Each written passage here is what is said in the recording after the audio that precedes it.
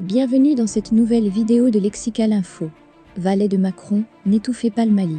N'oubliez pas de vous abonner à Lexical Info juste en bas de cette vidéo à Lexical Info. Levons tout de suite une équivoque. Pour moi, la décision des autorités maliennes de fixer la durée de la transition en cours dans leur pays à 5 ans est inacceptable et doit être rejetée. Les militaires au pouvoir dans ce pays veulent s'octroyer un mandat de 5 ans, exactement la même durée que chez nous et dans d'autres pays de la sous-région gratos, c'est-à-dire sans solliciter les suffrages de leurs compatriotes. Bien évidemment, une telle durée est inacceptable et il faut la ramener à des proportions acceptables.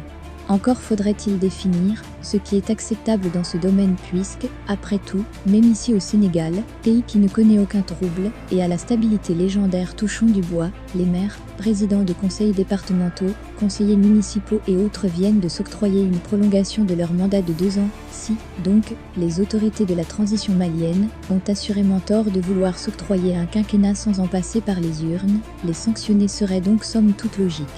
Ils pourraient être interdits de voyage et voir leurs avoirs bancaires saisis, en plus bien sûr de leur suspension de toutes les instances sous-régionales, régionales et internationales. Cela, au fond, ils l'auraient cherché, et si de telles sanctions avaient été prises à leur encontre, nul sans doute n'y aurait trouvé à redire. Il se trouve, hélas, que notre glorieux Sedio, qui ne fait jamais rien comme les autres, et aussi l'UMOA, Union économique et monétaire ouest-africaine créée dans les années 90 par la France, pour torpiller la même Sedio, qui avait le tort d'être tracté par le Nigeria anglophone. Notre glorieux Sedio, donc, a choisi d'étrangler le peuple malien, en décidant de la fermeture des frontières avec tous les pays voisins, du gel des avoirs du Mali à la BCEAO, minuscule sous-filiale du Trésor français, l'interdiction de commerce avec le même pays, sauf pour les médicaments tu parles, la Sedio, donc entreprend d'étouffer les Maliens. Des Maliens qui dépendent de l'extérieur pour presque tout et qui n'ont aucun accès à la mer. Les sanctions de la Sedio sont iniques, criminelles, disproportionnées par rapport à ce qui est officiellement reproché aux dirigeants de la transition du Mali, à savoir le refus de se conformer au calendrier fixé par l'organisation régionale, qui avait fixé le mois de février prochain comme date butoir pour l'organisation d'élections. Comme s'il y avait urgence à ce que des élections soient organisées dans ce pays, donc, la Sedio sort l'artillerie lourde au point de condamner à l'inanition un pauvre peuple déjà martyrisé par les agissements de kleptomanes de ses dirigeants successifs, et en proie tout à la fois à une rébellion touareg, à une occupation djihadiste sur la moitié de son territoire, à des querelles intercommunautaires. Sans compter, last but not least, des coups d'état militaires. Plutôt donc que de se soucier d'aider les populations de ce pays presque failli, et sans état digne de ce nom, voilà que la Sedio, qui danse toujours à contretemps, vient leur asséner le coup de grâce.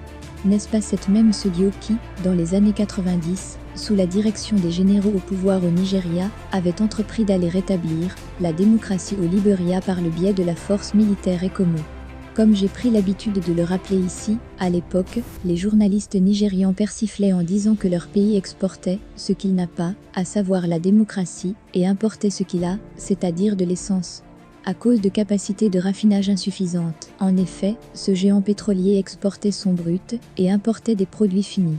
Exactement comme nous le faisons ces années-ci avec notre arachide, cette même Sedio, pour un banal contentieux électoral, avait déclaré la guerre à la petite Gambie et envahi son territoire, avec cette fois-ci les troupes sénégalaises en première ligne, et en fer de lance.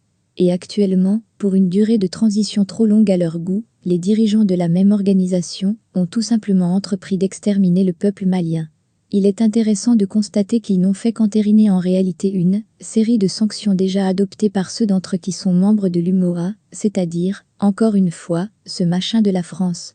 Et il n'est pas innocent, de ce point de vue, que la PSIO soit mise en avant pour faire le sale boulot. Merci pour votre aimable attention et n'oubliez pas d'activer la cloche de notification pour recevoir les prochaines informations.